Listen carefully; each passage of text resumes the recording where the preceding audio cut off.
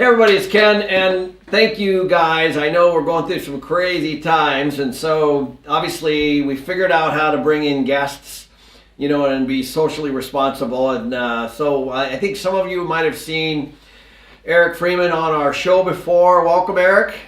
Thank you. Happy to be back and get more information out there. Yeah, there's a lot of confusion right now. And so, as you guys know, Eric's a CPA. He has his master's in accounting.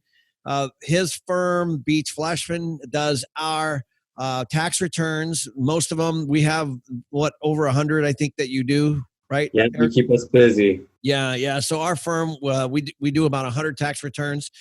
With all our different real estate deals and our land deals and all that kind of stuff. And we meet with them quarterly. And by the way, if you guys don't do this, you really should.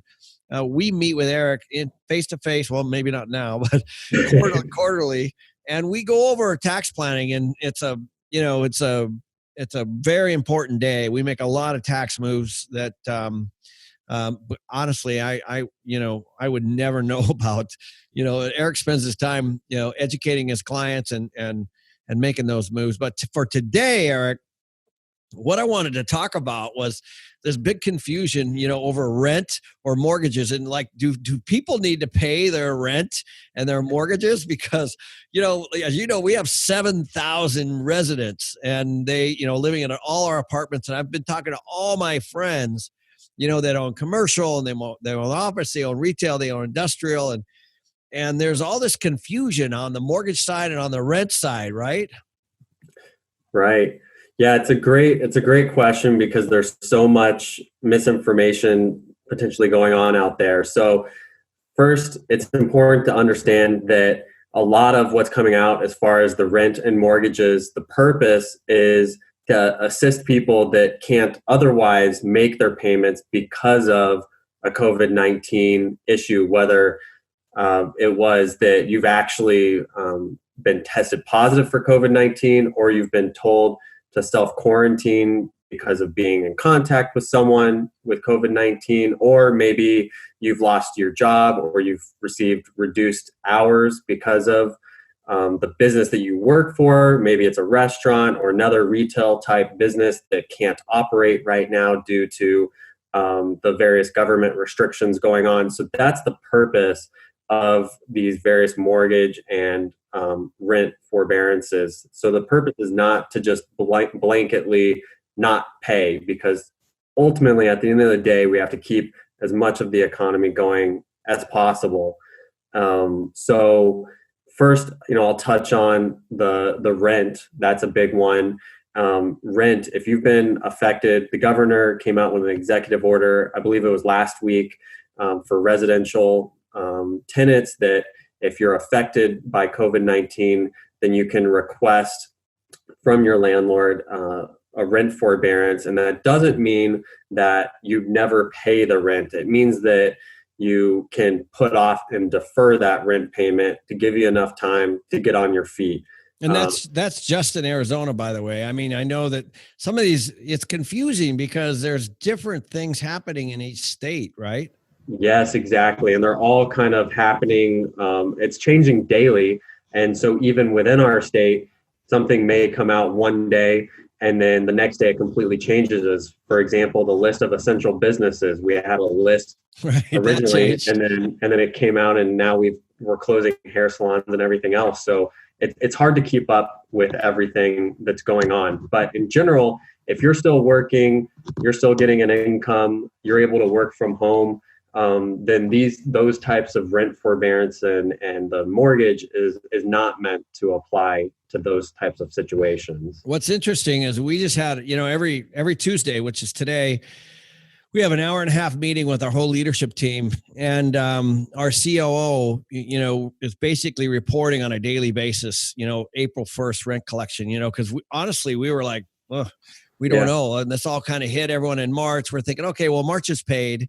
But, we don't know who's going to pay in April, and the misinformation out there that we're hearing at the property level is high. Some people are basically saying, well, I just heard that I don't have to pay at all, and so that's their position, right? Right. Yeah. It's very difficult. And I think as we progress, I mean, April 1st was scary, but May 1st is probably going to be even more scary. That's actually what we're mostly concerned with. What's interesting, I'll just give you a number. We collected 85% already, and it's April 6th today. And rents were due between the 1st and the 3rd. And so we felt very good about that. So we have some properties that are very delinquent and some that aren't. In fact, Ross was telling me today, all our senior properties, we have no delinquency. And I said, well, why do you think that is? He goes, well, the casinos are closed. But I don't know if that's the case or not, but it was an interesting spin on it. But it's obviously, this is a national issue. This is an issue that affects a lot of people. And so it doesn't really matter, how much you make or where you worked or anything like that. A lot of this it's affecting everyone. And so from a landlord standpoint, we have a plan that all people got to do is sit down and talk to us, and then we work with them on a payment plan. And a lot of people have been doing that, but very, very few have come in and said, "Well, we don't have to pay at all." So there's been a massive education process, just on the rent collection side. They are in a lease, and they do owe the money. We're just trying to help do our part, on letting them live there at a much, much reduced rent, and not have to displace anybody from their homes. You know what I mean? Yeah, I mean, I think that's a good message, because ultimately, I think we all essentially have to work together, because if you're not able to collect rent, I mean, those rents go to pay expenses that you're obligated to as well. I mean, you're on the hook to a bank. You've got utilities that need to get paid so that they still have water and electricity and everything like that. And yeah, you may have some options to try and get a little relief from the bank, just like they do. But at the end of the day, you're still on the hook.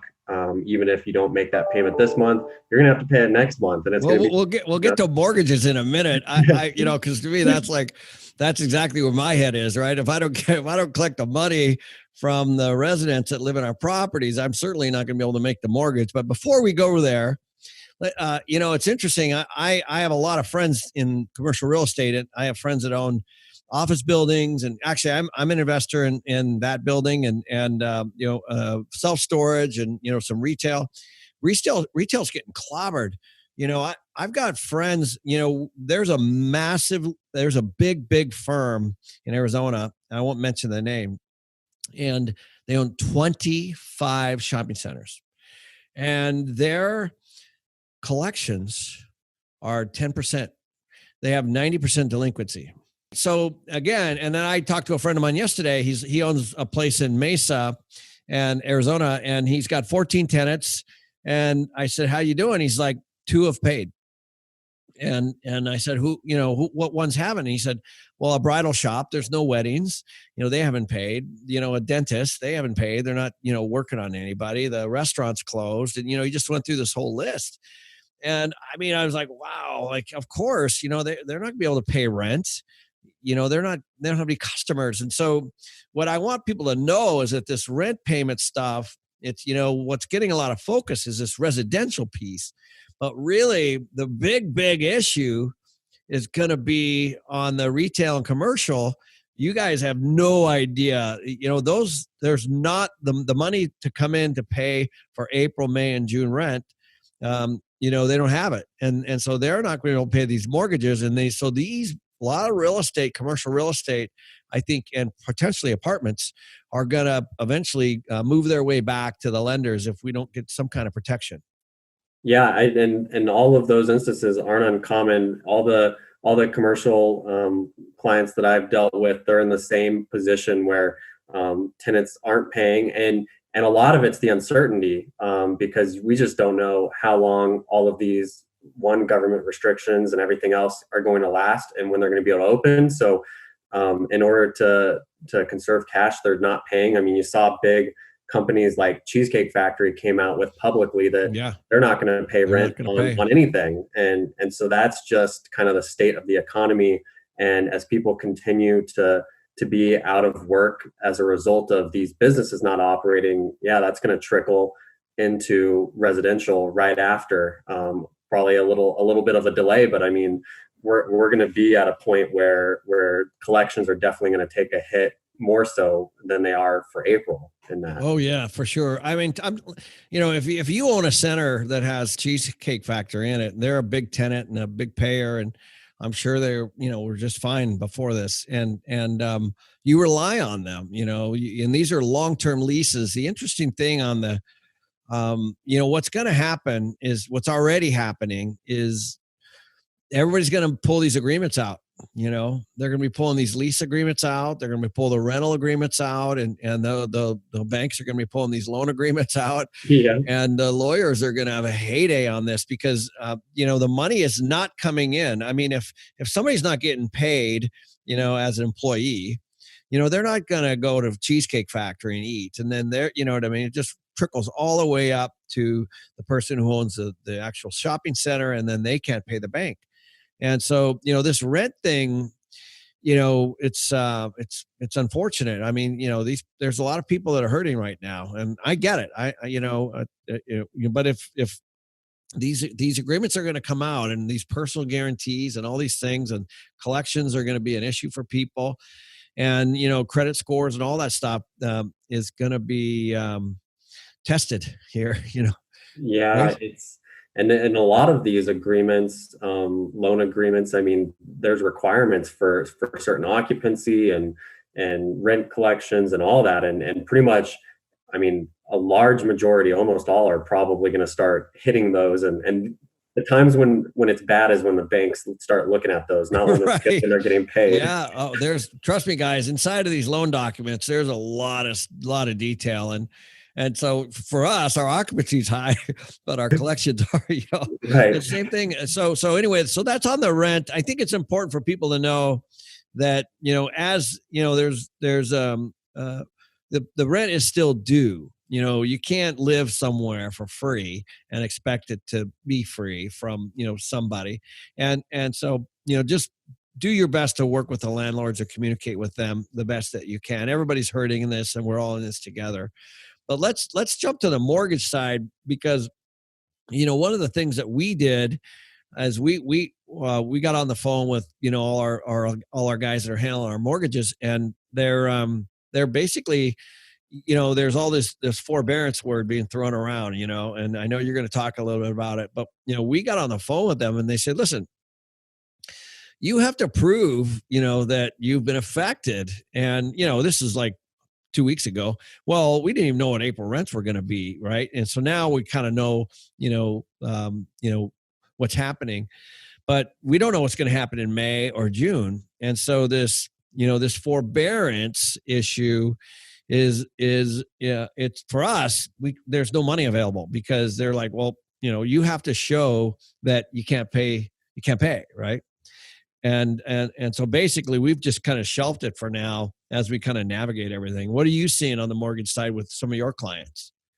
I'm seeing exactly what you just mentioned, both on the residential, well, on the commercial side for sure. I mean, people are getting the same message from their banks saying, yeah, you received March rent, which is meant to cover your April 1st payment. So we're not going to do anything at this point. We'll check in later and see if you're affected. On the residential side, there was part of the CARES Act where for residential mortgages that are federally backed, that you're supposed to be able to request from your bank 90 days forbearance, being the word that they're using.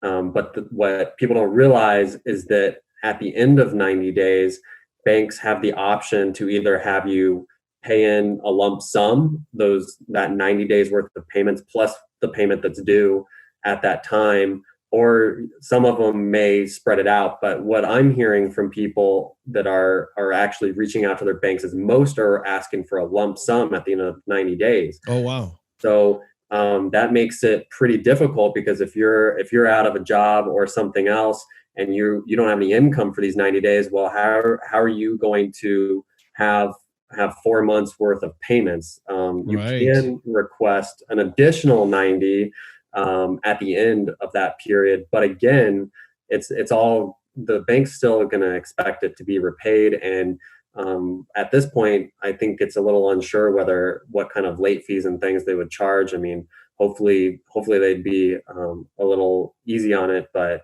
really it's up to the banks as far as the late fees. I don't believe there's any requirement for those to get waived and things like that. And credit reporting, I mean, things are likely still going to be reported to the credit agencies. Right. So if you got a $2,000 or $3,000 mortgage a month and you kick it down the road, you're looking at, call it $8,000 to $12,000 lump sum that you're going to owe at some point. And who knows when you're going to get your job back. And, obviously if you're going there to get forbearance now, that's interesting. I don't think I knew that. So the banks really have a hammer on the landlord or on the homeowner. I mean, they're just basically going to say, "Hey, sorry, but you owe this in a lump sum." That could happen, right?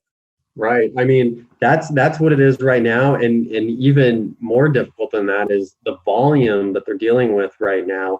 My understanding is it's pretty difficult to even get someone on the phone to get this going in the first place. You're talking about hours to get in touch with them, and then you're finding out that you have to make the payments anyway, which, I mean, in a way makes sense. I mean, you're not just forgiven these amounts, but and things are changing daily at this point. So whether there's some other kind of assistance that may come out should this continue to last for another few months, it's possible. I certainly wouldn't expect it at this point, but it's possible. Yeah. So I tell you what, Eric, thank you, by the way. Yeah. The on the commercial mortgage side, it's super confusing, and, they're throwing it on the back end of the loan, but it's still due. It's not forgiven. Like, kind of like we were talking on the rent side. So, as things change, what we should do, Eric, is we should jump back on here and just keep communicating to everybody as these laws change. So maybe in a couple of weeks we can jump back on and kind of update this, because like you said, every single day, like just yesterday, we had a new executive order that covered commercial, and that wasn't included in the original one. So every day new stuff comes out in every state, and maybe we can communicate this a little bit more to help people navigate through it. Yeah, I think that would be a great idea. Great. Well, thanks. This was a great topic, Eric. I know we got 2 more topics, guys. We're going to talk about, if you're an employee, what are your options? And the other one is if you own a business, what are your options? So stay tuned. Eric, thank you so much as always. I appreciate it. And Thank you, staying Ken. safe. Yep.